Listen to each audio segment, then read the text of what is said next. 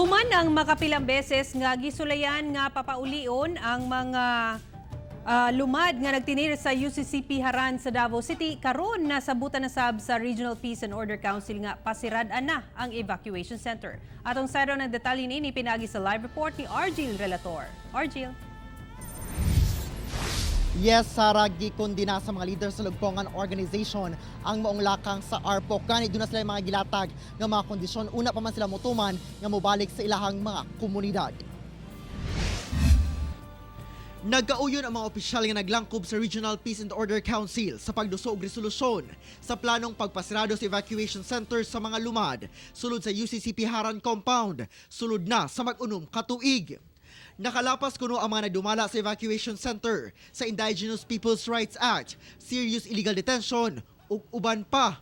And isa pa sa recommendation is that magkakaroon ng posibleng filing of cases against those na namumuno ng doon sa Haran compound. Sumala pa, wala man kuno ginapuggang lumad nga makahawa sa lugar.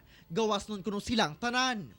Mismong si Dato Ginum Andil, ang chairperson sa Lugpungan Tatanaw Iganugon Organization, nagbutyag nga muuli sila kung matuman ang pipila ka kondisyon.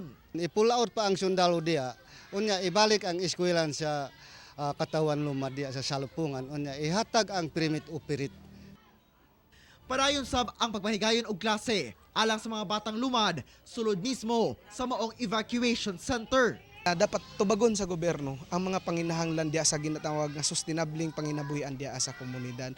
Maong kami, hugot yun na mga ginakundina ang kanang susama niya nga pamahayag. Kauban si Jojo Solarte sa kamera. Ako si Argil Relator para sa One Mindanao.